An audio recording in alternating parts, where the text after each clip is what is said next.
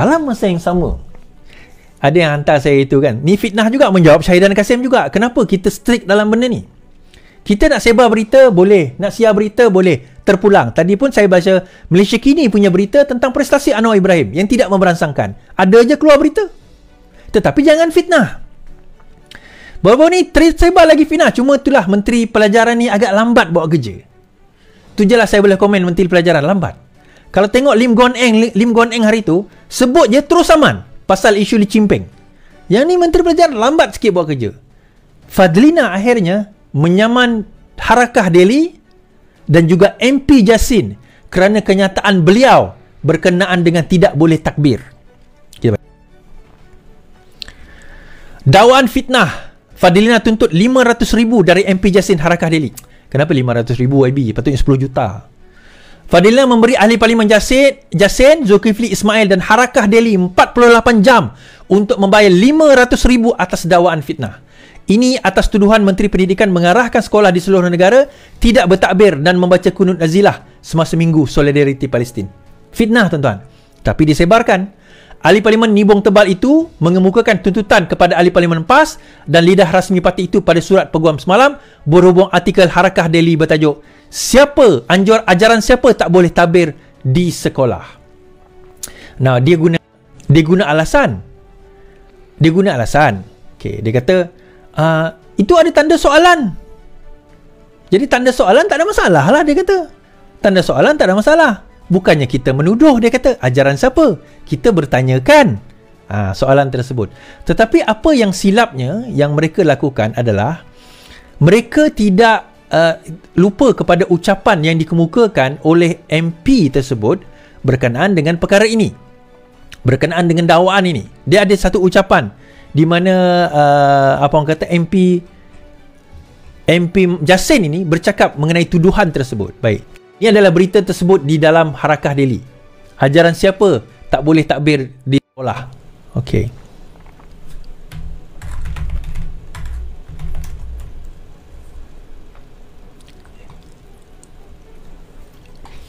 So, permainan ini sebenarnya, apa yang dilakukan ini adalah, itu saya kata tadi, yang awal tadi tu.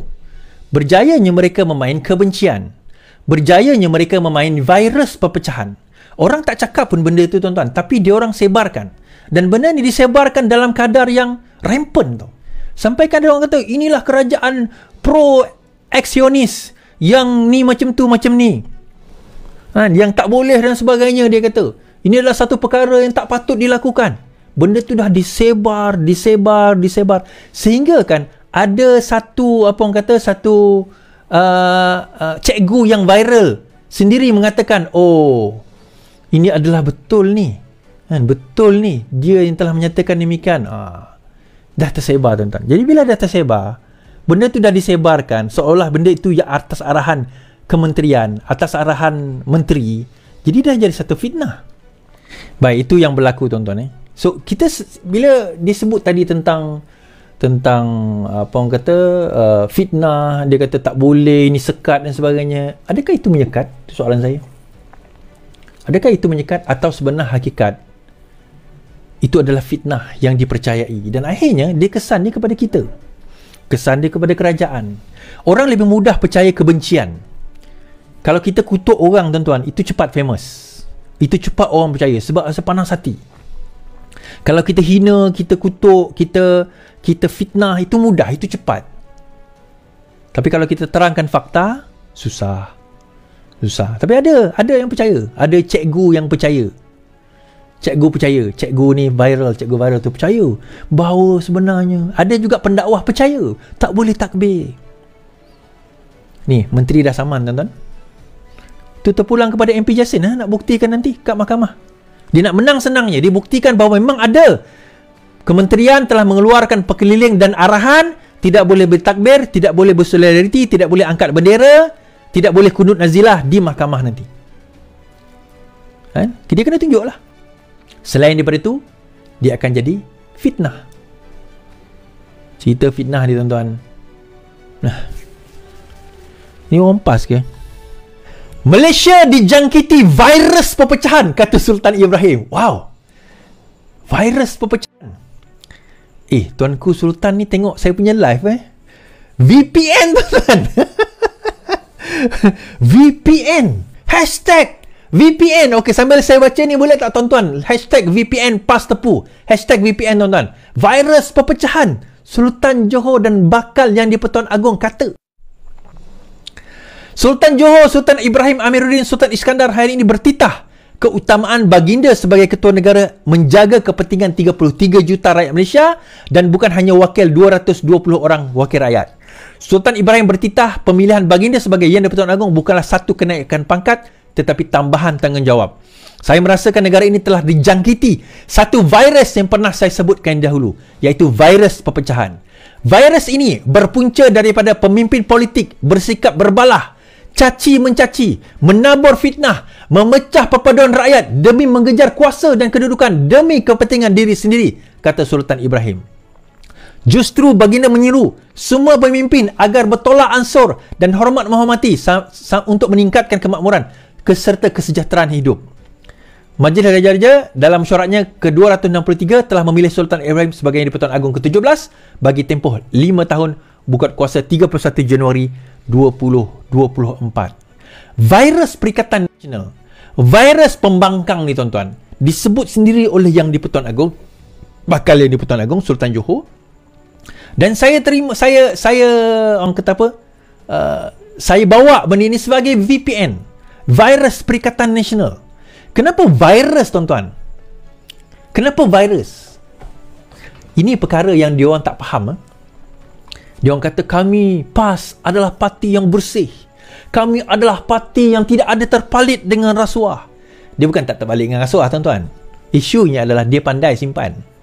Dia tak macam orang lain masuk akaun sendiri kan.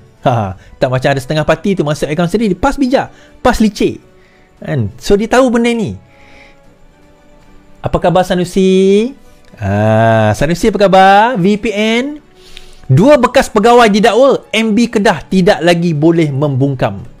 PKR hari ini mempersoalkan sikap membungkam Menteri Kedah Sanusi susulan tindakan mahkamah yang mendakwa 2 bekas pegawainya berkaitan unsur usaha sama perlombongan REE di negeri itu. Timbalan Setiausaha Agung PKR Muhammad Zakwan Mustafa berkata pendirian Sanusi penting setelah pemimpin itu sebelum ini menafikan dia menyalahgunakan jawatan selaku Menteri Besar dan pengurusi MBI berkaitan usaha sama perlombongan atau terlibat dalam kecurian. Sejak awal lagi Sanusi menafikan penglibatan dalam perlombongan RE. Kini 2 pegawai memegang jawatan penting di bawah pentadbiran beliau dituduh di mahkamah atas kesalahan meminta dan menerima rasuah. Jadi kita nak lihat apa pendirian Sanusi.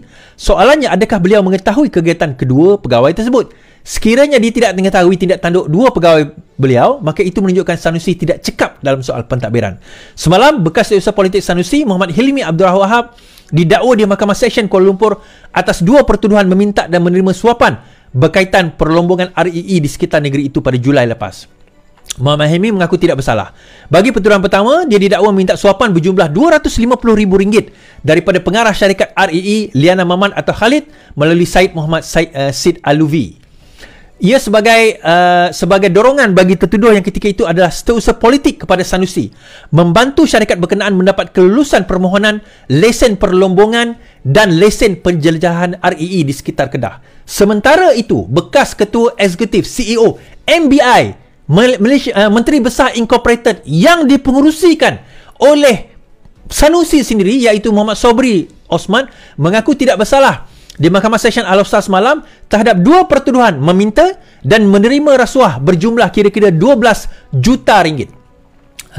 Mengikut pertuduhan pertama, dia didakwa meminta suapan wang tunai berjumlah 4 juta ringgit daripada John Abad Pay sebagai dorongan untuk membentuk syarikat kumpulan perlombongan REE Sdn Bhd menjalankan usaha sama perlombongan REE melalui MOU di antara syarikat itu dengan MBI Kedah. Untuk rekod, Setiausaha Agung Saifuddin sebelum ini berkata ketidakcekapan Sanusi dalam mentadbir adalah sebab berlakunya kecurian REE. Saifuddin berkata, sebagai individu memimpin kerajaan negeri, Saifuddin sudah pasti diberikan taklimat dari semasa ke semasa. Tetapi itu tidak berlaku. Dan di dalam dakwaan itu juga Sanusi mengatakan bahawa dia akan menyaman Saifuddin Nasution. Tapi sehingga ke hari ini tidak ada surat saman tersebut. Setahu saya lah, saya mungkin salah, mungkin dah hantar, I might be wrong, tetapi tidak ada. Sebaliknya, 2 pegawai tertinggi, satu bekas setiausaha politik beliau sewaktu dia memerintah last PRN, dan juga bekas bekas CEO MBI, Menteri Besar Incorporated. Kedua-duanya didakwa, sedangkan Sanusi kata dia tak tahu. Nah, tuan-tuan, kalau kita faham lobby, dia dibayar untuk apa?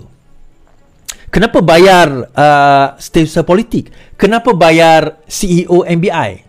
Tidak lain tidak bukan agar, sebab pengurusinya kita kena faham. Tanah ini adalah urusan kerajaan negeri di mana final kelulusan adalah Menteri Besar.